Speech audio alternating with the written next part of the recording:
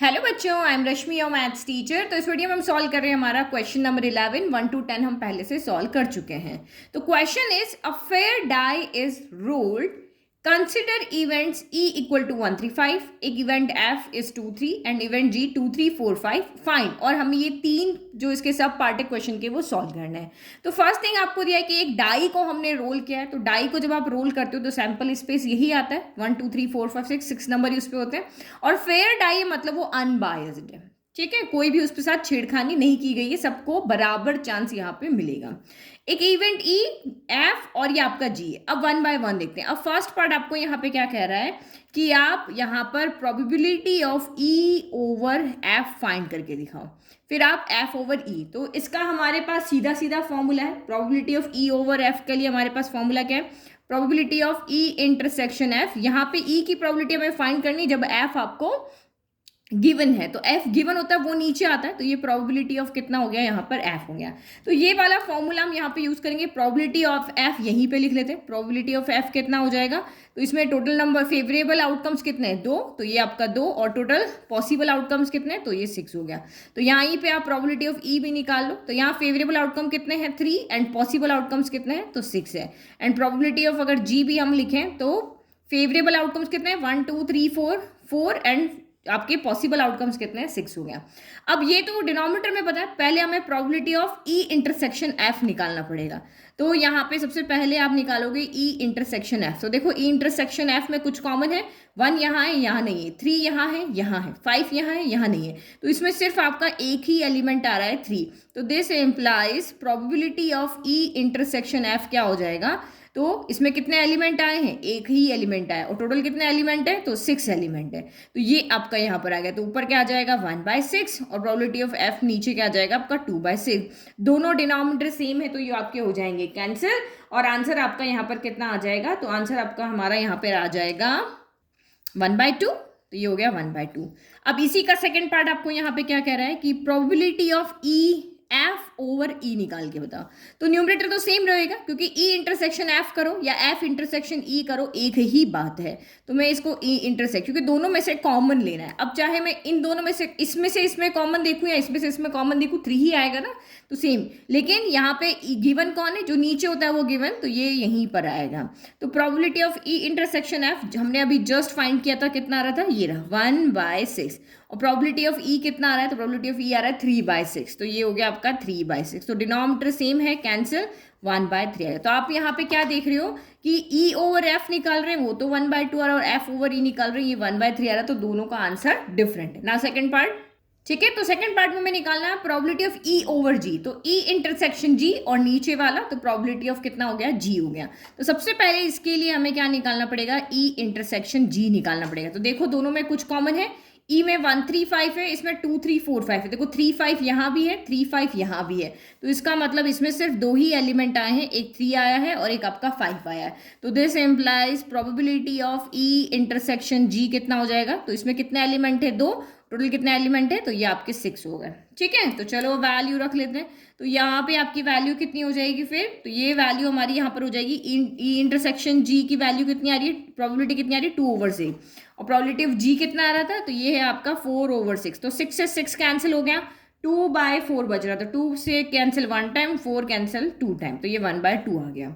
अब इसी का हम यहाँ पे जी ओवर ई देखते हैं। तो प्रोबेबिलिटी ऑफ जी ओवर ई, तो ये क्या हो जाएगा, न्यूमरेटर तो सेम रहेगा, ई इंटरसेक्शन जी लिखो या जी इंटरसेक्शन ई सेम, नीचे अब कौन गिवन है, ई गिवन है, तो प्रोबेबिलिटी ऑफ ई आ जाएगा। तो न्यूमरेटर हमने फाइंड कर लिया, कितना था, 2/6 था, और प्रोबेबिलिटी ऑफ ई कितना है, तो 3/6 है। तो यहाँ पे लिख लो 3/6, डिनोमिनेटर से डिनोमिनेटर कैंसिल, 2/3 हो गया। तो ये देखो दोनों का आंसर हमारा अलग अलग है, ये अलग है और ये अलग है, ठीक है। तो क्वेश्चन का थर्ड पार्ट आपको कह रहा है प्रोबेबिलिटी फाइंड करो ई यूनियन एफ की जब जी आपको यहाँ पर गिवन है। तो देखो ई यूनियन एफ को हम यहाँ पे क्या ले लेते हैं, ए ले लेते हैं, क्योंकि ई ओवर एफ आपको समझ में आता है, यहाँ कंफ्यूज नहीं होना है। ई ओवर एफ में हम यहाँ क्या करते हैं, ई का इसके साथ में इंटरसेक्शन करते हैं और फिर नीचे जो गिवन है उसको लिखते हैं। तो सेम अगर मैं इसको यहाँ पे क्या ले लेती हूँ कि अगर मैं इसको यहाँ पे ए ले लेती हूँ, हम ई यूनियन एफ फाइंड कर लेंगे, ठीक है, इसको मैं यहाँ पे ए ले लेती हूँ। तो इसका मतलब अब ये जो आपका क्वेश्चन है ये आपका क्या हो जाएगा, प्रोबेबिलिटी ऑफ ए ओवर जी हो जाएगा। अब समझ में आ रहा है, ए ओवर जी, तो आप फॉर्मूला लगा लो, probability of A intersection G divided by probability of G हो गया। तो डिनोमिनेटर तो हमें पता है, अब हमें ए इंटरसेक्शन जी निकालना है। तो सबसे पहले हम ई यूनियन एफ निकालें। तो ई यूनियन एफ कितना है, ई यूनियन एफ यानी 1 2 3 5, 4 एलिमेंट है यहाँ पे, है ना। तो ये कितना हो गया आपका 1 2 3 और ये आपका कितना हो गया 5 हो गया। अब आपको ई यूनियन एफ का किसके साथ में इंटरसेक्शन निकालना है, जी के साथ में। तो यही हमारा यहाँ पर क्या है, ए है। अब आप निकालो यहाँ पे ए इंटरसेक्शन जी, क्योंकि हमें इसकी कोई प्रोबेबिलिटी नहीं चाहिए, हमें सिर्फ ई यूनियन एफ चाहिए ताकि हम ए की वैल्यू निकाल सके। तो ए की वैल्यू ये रही। अब ए इंटरसेक्शन आप जी निकालो, तो ये 1 2 3 5 है और जी के अंदर आपके 4 एलिमेंट है, 2 3 4 5। करो इसके साथ में आप यहाँ पे इंटरसेक्शन। तो देखो 1 यहाँ है बट यहाँ नहीं है, ठीक है। 2 है तो 2 लिख लेते हैं। 3 है तो यहाँ पे हम लिख लेते हैं, और फिर 5 है और 5 यहाँ पर भी है तो हम ये लिख लेते हैं, ठीक है। अब इसकी प्रोबेबिलिटी आप निकालो, probability of A intersection G कितना हो जाएगा, कितने एलिमेंट है 3 और टोटल कितने एलिमेंट है 6। तो देखो ऊपर वाली वैल्यू हमने निकाली, तो बस क्वेश्चन को थोड़ा सा आपको ट्विस्ट करके दे दिया और कुछ भी नहीं किया, है ना। तो ए इंटरसेक्शन जी की वैल्यू कितनी आ गई 3/6 और प्रोबेबिलिटी ऑफ जी कितना था, तो 4/6 है। तो बस यहाँ पे लिख लो 4/6, 6 से 6 कैंसिल हो गया, आंसर कितना आ गया 3/4 आ गया। अब इसी का सेकंड पार्ट है ई इंटरसेक्शन एफ, और किसका, जब प्रोबेबिलिटी ऑफ फाइंड करना है आपको ई इंटरसेक्शन एफ जब आपको जी गिवन हो, ये हमें फाइंड करना है, ठीक है। तो मैं इसको यहाँ पे क्या कर लेती हूँ, इसको मैं यहाँ पे बी मान लेती हूँ, ठीक है। जब यहाँ हमने यूनियन को माना था तो यहाँ हम इंटरसेक्शन को मान रहे हैं। तो ये क्या हो गया, प्रोबेबिलिटी ऑफ बी ओवर जी, यानी प्रोबेबिलिटी ऑफ बी फाइंड करो जब जी गिवन है। तो कैसे फाइंड करते हैं, probability of B intersection G divided by probability of G, यहाँ पर हो गया क्योंकि यहाँ भी जी गिवन था, यहाँ भी जी गिवन है, तो ये आपका यहाँ पर हो गया। देखो प्रोबेबिलिटी ऑफ जी तो हमें यहाँ पे पता है, ये तो हमें पता है कितना है 4/6 है, बट बी की वैल्यू हमें नहीं पता। तो पहले हम यहाँ पे बी की वैल्यू निकालते हैं। तो बी यहाँ पे क्या है, ई इंटरसेक्शन एफ है ना। यहाँ यूनियन था, अब इंटरसेक्शन एफ है। तो ई इंटरसेक्शन एफ हम यहाँ पे फर्स्ट क्वेश्चन में निकाल चुके हैं। वो कितना आ रहा है आपका, यहाँ पे 3 आ रहा है। तो यहाँ पे आप क्या लिख लोगे, इसमें सिर्फ एक ही एलिमेंट आ रहा है 3।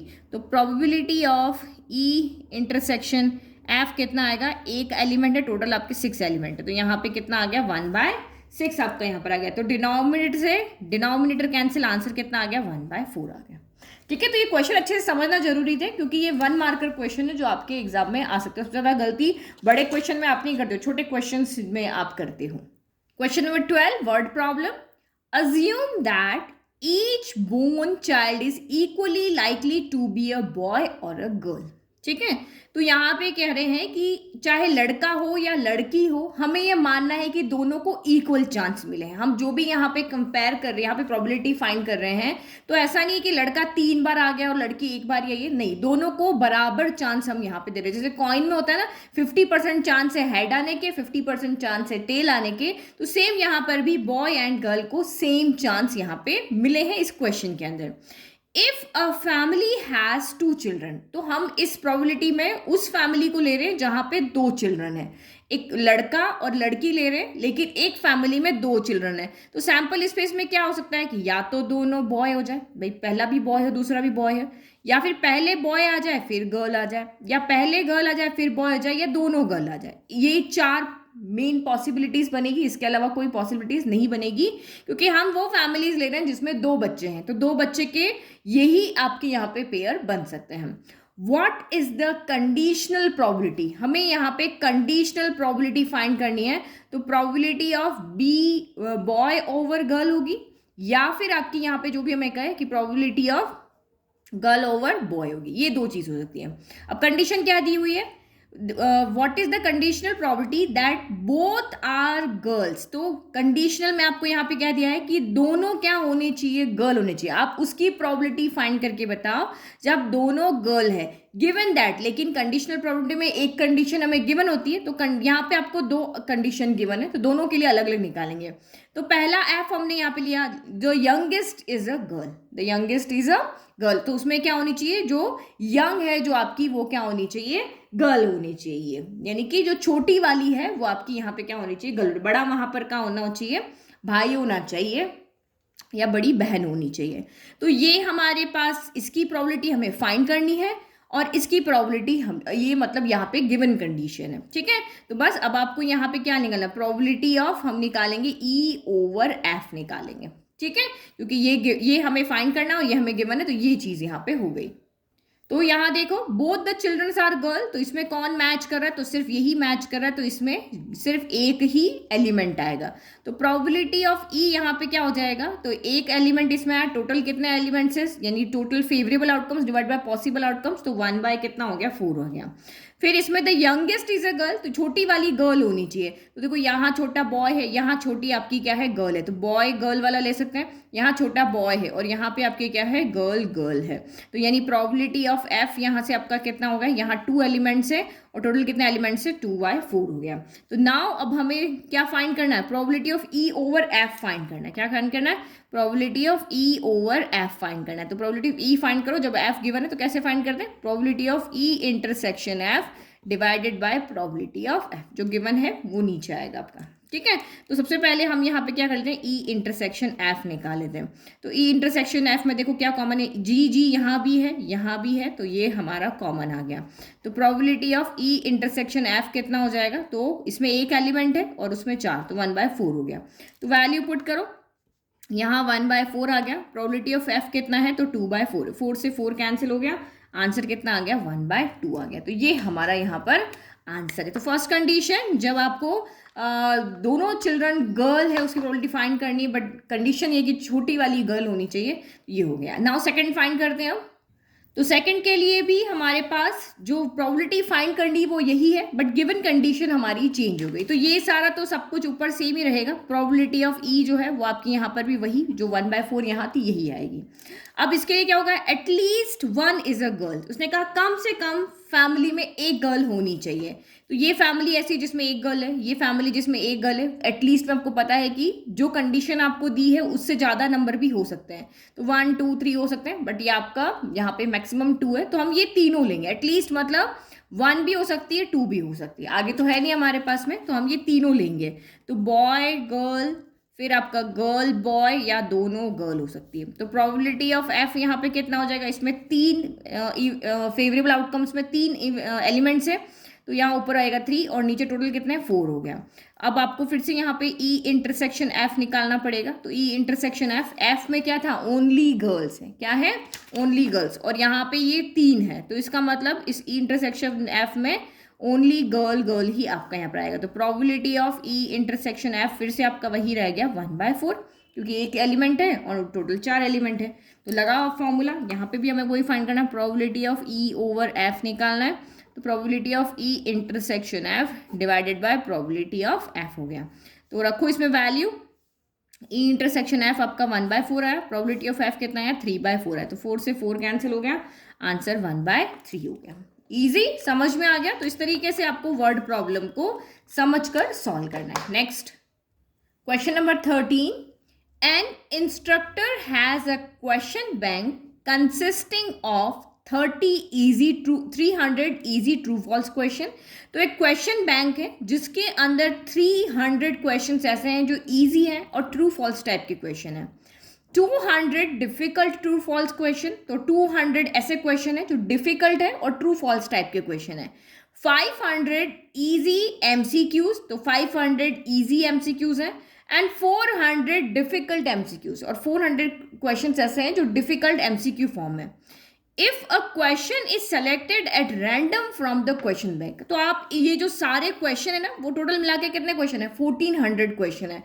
इसमें से रैंडमली अगर आप एक क्वेश्चन को लेते हो सॉल्व करने के लिए, तो हमें फाइंड क्या करना है, what is the probability that it will be an easy question. आपको प्रोबेबिलिटी फाइंड करनी है कि ये क्वेश्चन एक इजी क्वेश्चन होना चाहिए, लेकिन गिवन यहाँ पे क्या है condition, that it is a multiple choice question. तो उसने कहा कि वो क्वेश्चन इजी होना चाहिए, लेकिन ये लेकिन यहाँ पे कंडीशनल प्रॉपर्टी लगाता है कि नहीं, उसको क्वेश्चन किस टाइप का चाहिए, एमसीक्यू फॉर्म का चाहिए, उसको ये नहीं चाहिए।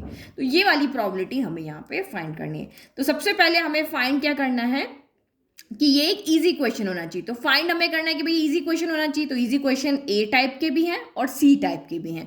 तो ये वो है जिसकी प्रॉपर्टी हमें फाइंड करनी है। तो हम लिख लेते हैं पहले, ठीक है। तो हम यहाँ पे easy question it will be, एक इजी क्वेश्चन होना चाहिए। तो आपके पास कितने टाइप के इजी क्वेश्चन है, दो टाइप के क्वेश्चन है, एक हमारे पास ए है, एक हमारे पास सी है। तो दोनों को यहाँ पर क्या कर दो, ऐड कर दो, ए प्लस A1। तो ये कितना हो गया, 300 प्लस 500, यानी कि ये आपका इजी क्वेश्चंस कितने हो गए, 800 हो गए। तो इनके आने की प्रॉबिलिटी क्या होगी, इजी क्वेश्चंस के आने की प्रॉबिलिटी हो जाएगी, टोटल कितने क्वेश्चन इजी हैं, 800, और टोटल हमारे पास क्वेश्चन कितने, ये फेवरेबल आउटकम्स, ये टोटल पॉसिबल आउटकम है। 1400 में से आप 800 क्वेश्चंस को चूज कर सकते हो। तो ये आपका यहाँ पर क्या हो गया, 1400। तो देखो सॉल्व हो रहा है, तो सॉल्व कर लेते हैं। 2 0 से 2 0 कैंसिल, 2 से 4 टाइम कैंसिल, 2 से 7 टाइम कैंसिल, यानी कि ये 4/7 आ रहा।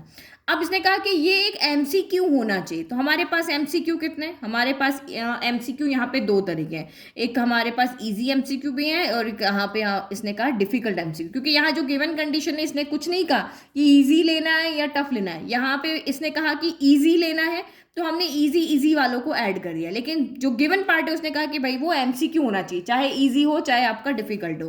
तो एमसीक्यू में हम इन दोनों को ऐड कर देंगे। तो ये एमसीक्यू में क्या ऐड हो जाएगा आपका, C प्लस D ऐड हो जाएगा। अच्छा, मैंने A प्लस A1 क्यों लिखा, A प्लस C आएगा। इसने कहा ना इजी होना चाहिए, दोनों इजी को ऐड कर लिया। यहाँ C प्लस D, तो C प्लस D यानी कि 500 प्लस आपका 400 हो गया। तो ये कितना हो गया, 900 हो गया। यानी प्रोबेबिलिटी ऑफ F कितना हो जाएगा, ये फेवरेबल आउटकम्स है क्योंकि इसमें से MCQs आएंगे। टोटल क्वेश्चन कितने हैं, 1400 है। तो अब हमें यहाँ पे क्या कहा, एक गिवन कंडीशन है और एक की हमें प्रोबेबिलिटी निकालनी है। तो हमें प्रोबेबिलिटी ऑफ क्या निकालना है, E ओवर F निकालना है। तो ये क्या होगा, प्रोबेबिलिटी ऑफ E। देखो आगे जब क्वेश्चन आएंगे ना, तब आपको क्वेश्चन में कहीं नहीं लिखा होगा कि कंडीशनल प्रोबेबिलिटी लगाओ या और कुछ जो आगे मेथड आने वाले लोग लगाओ। तो आपको क्वेश्चन को पढ़ के समझना होगा कि हमें कौन सा मेथड यहाँ पे अप्लाई करना है। तो एक की प्रोबेबिलिटी निकालनी हो और दूसरे की गिवन हो, तो हम यहाँ पे कंडीशनल प्रोबेबिलिटी लगाते हैं। तो ये हो गया probability of E intersection F upon probability of F हो गया।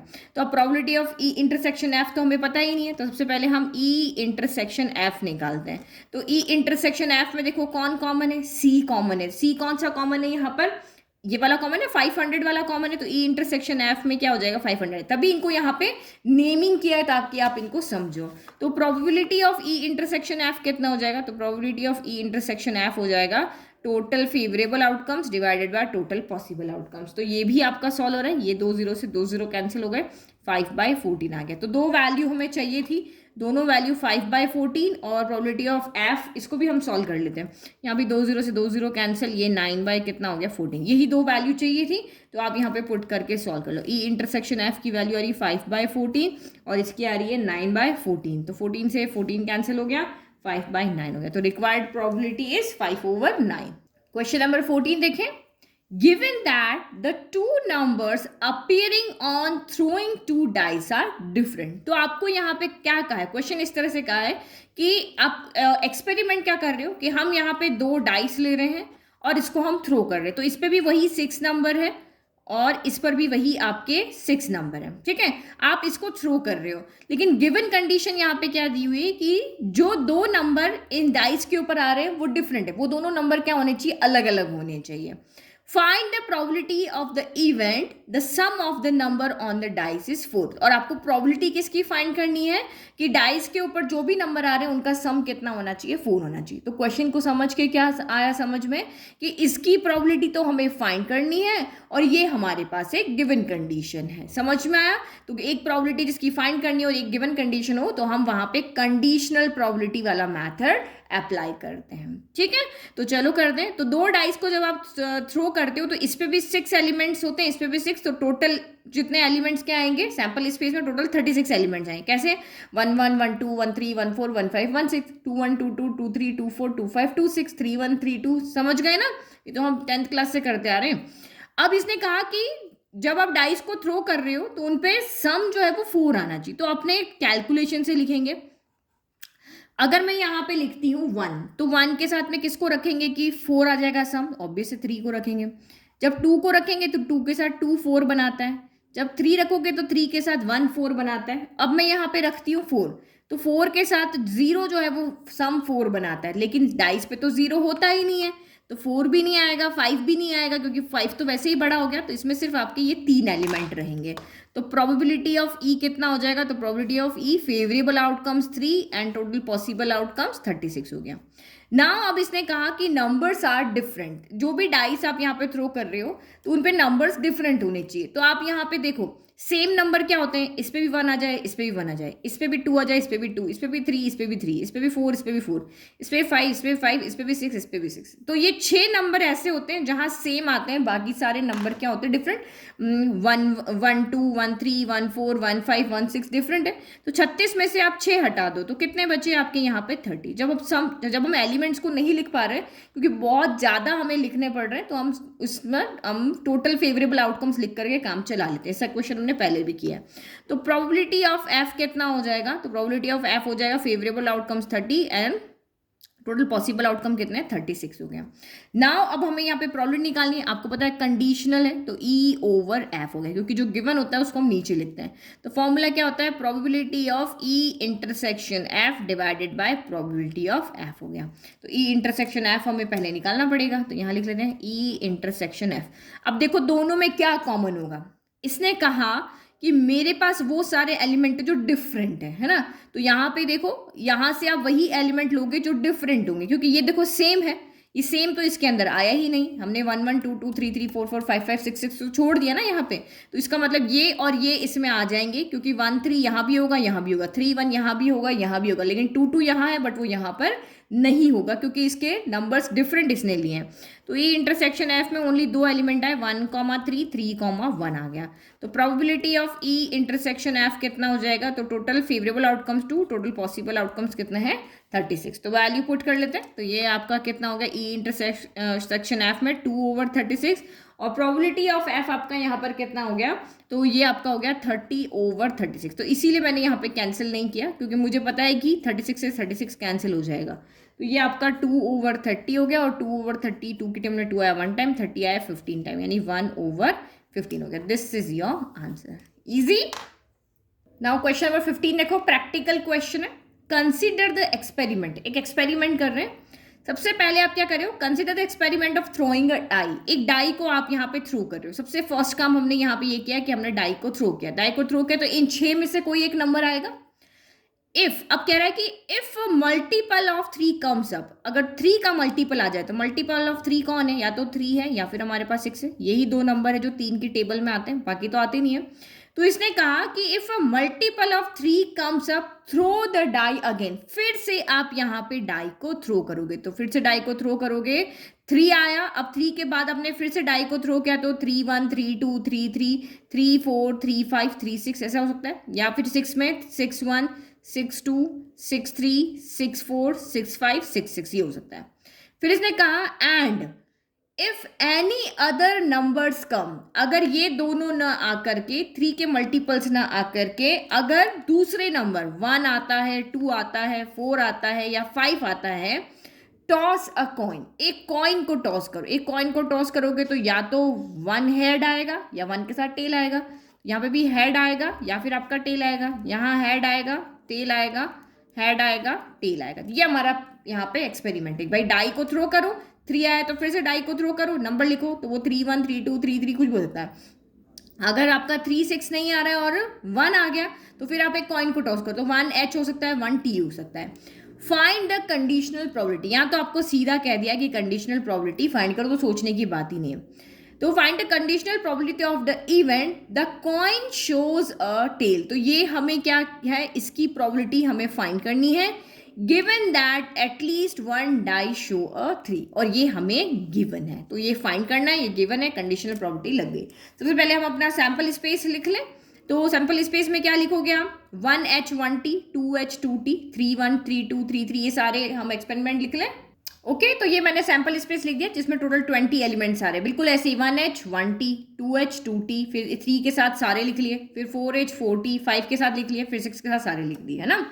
अब ई क्या है, the coin shows a tail, तो वो कंडीशन लिखो जहां पर आपका कॉइन है वो टेल शो कर रहा है। तो देखो कॉइन कहाँ पे टेल शो कर रहा है, यहाँ पर, तो 1 के साथ आपका टी आ गया, फिर 2 के साथ भी शो कर रहा है तो 2 के साथ आपका टी आ गया, फिर 4 के साथ भी शो कर रहा है तो 4 के साथ टी आ गया, और सेम 5 के साथ भी करेगा, है ना। तो ये 5 के साथ में आपका टी आ गया, तो ये नहीं, प्रोबेबिलिटी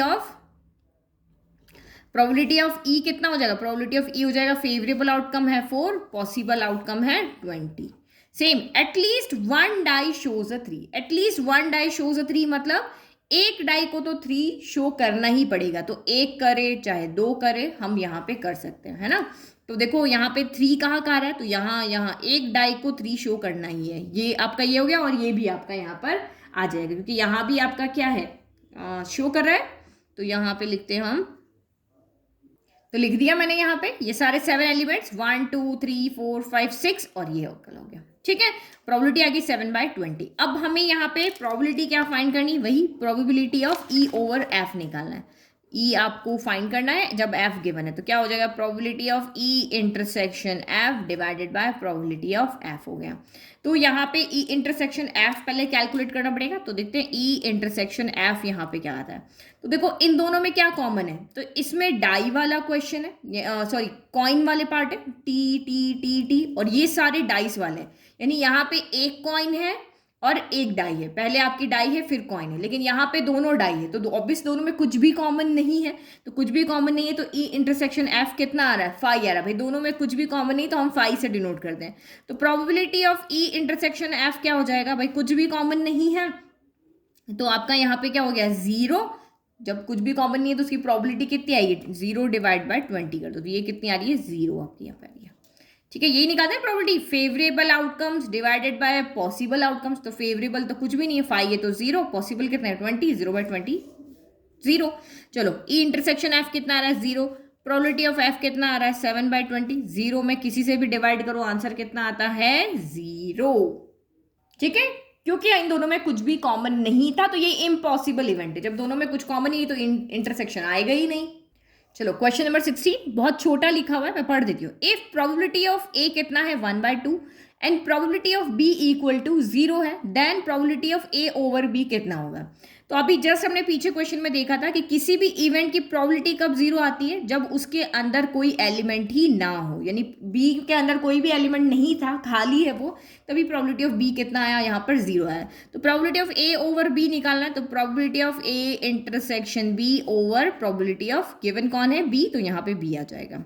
तो प्रोबेबिलिटी ऑफ बी कितना हो गया, यहाँ पे आपका 0 आ रहा है। अब ए इंटरसेक्शन बी निकालो, तो देखो ए इंटरसेक्शन बी भी आपका 0 आएगा, क्योंकि देखो इसमें इसकी प्रोबेबिलिटी यहाँ पे 1/2 आ रही है, दैट मीन्स ए के अंदर कोई ना कोई एलिमेंट तो है, तभी उसकी प्रोबेबिलिटी आ रही है। लेकिन बी के अंदर कोई भी एलिमेंट है ही नहीं, बी तो खाली है, तो इसमें इसके अंदर जैसे 1 2 3 है, ये सेट ए है, ये बी है, इसमें कोई भी एलिमेंट नहीं है, तो ए इंटरसेक्शन बी क्या आएगा, वो भी खाली आएगा, खाली ही आएगा ना भाई, कोई एलिमेंट होगा तो हम चेक करेंगे कि भाई दोनों में क्या कॉमन है, दोनों में कुछ नहीं मिल रहा, तो ए इंटरसेक्शन बी आपका यहाँ पर क्या है, खाली है। तो probability of A intersection B कितना हो जाएगा आपका, 0 हो जाएगा, भाई खाली है तो प्रोबेबिलिटी के लिए तो वही फॉर्मूला लगाएंगे ना, favourable outcome divide by possible outcome, तो ये हो गया 0। तो आंसर आपका कितना आ रहा है, 0/0, तो 0/0 को हम यहाँ क्या लिखेंगे, not defined. Option C is right, not defined, है ना। ये देख करके 0 मत टिक कर लेना वरना गलत हो जाएगा। चलो question 17, last objective question. If A and B are events such that probability of A over B and probability of B over A दोनों इक्वल आ रहे हैं, बट इससे पहले हमने 11th क्वेश्चन में क्या देखा था कि ये दोनों इक्वल नहीं होते हैं, बट यहाँ पे ये इक्वल आ रहे हैं, तो इक्वल आ रहे हैं दैट मीन्स क्या इक्वल होगा कि ये इक्वल आएंगे, तो हम देखते हैं इसको सॉल्व करते हैं। तो probability of A over B क्या होता है, probability of A intersection B divide में बी गिवन है, तो प्रोबेबिलिटी ऑफ बी होगा, क्योंकि गिवन उसको इफेक्ट करता है इसीलिए इसी से डिवाइड करता है, और यहाँ पे बी ओवर ए है, बट हम यहाँ पर भी ए इंटरसेक्शन बी लिखते हैं, क्योंकि इंटरसेक्शन में ए का बी से करो या बी का ए से करो कोई फर्क नहीं पड़ता, और ए गिवन है तो हमने प्रोबेबिलिटी ऑफ ए लिख दिया। अब देखो न्यूमरेटर सेम है, तो ये कैंसिल हो गए, ठीक है, कैंसिल हो गए मतलब 0 नहीं होगा, 2 2 है तो दोनों जगह 1 1 बचेंगे, 1 probability of B equal to 1 probability of A हो गया। क्रॉस मल्टीप्लाई करोगे तो probability of A equal to probability of क्या हो गया, बी हो गया। तो ये कह रहा है कि अगर दो इवेंट ऐसे जिनकी प्रोबेबिलिटी अगर इक्वल है तो उनका ये वाला जो पार्ट है वो भी क्या होगा, इक्वल होगा। नहीं, ए ओवर बी निकालो या बी ओवर ए निकालो, वो इक्वल होगा। तो ऑप्शन डी यहाँ पर क्या है, राइट है। तो इन दोनों के इक्वल, ये आपको 1 मार्कर क्वेश्चन में पूछ सकते हैं कि अगर ये दोनों इक्वल है तो क्या इक्वल होना चाहिए, तो दोनों इवेंट की प्रोबेबिलिटी इक्वल होनी चाहिए। तो ये था हमारा कंडीशनल प्रोबेबिलिटी से रिलेटेड सारे क्वेश्चंस जो हमने 2 पार्ट में कर लिए। नाउ नेक्स्ट टॉपिक या नेक्स्ट एक्सरसाइज 13.2 में हम पढ़ेंगे मल्टीप्लीकेशन थ्योरम ऑन प्रोबेबिलिटी। तो आप डिफरेंस याद रखना, क्वेश्चन में कहीं भी नहीं दिया होगा कि आप कंडीशनल प्रोबेबिलिटी से इसको सॉल्व करो या मल्टीप्लीकेशन से आप इसको सॉल्व करो। क्वेश्चन को आपको पढ़ के समझना पड़ेगा कि अगर एक इवेंट की प्रोबेबिलिटी हमें फाइंड करनी है और दूसरा इवेंट गिवन है तो हम कंडीशनल प्रोबेबिलिटी लगाते हैं, और मल्टीप्लीकेशन कब लगाते हैं इसकी बात हम करेंगे नेक्स्ट वीडियो में। Thank you.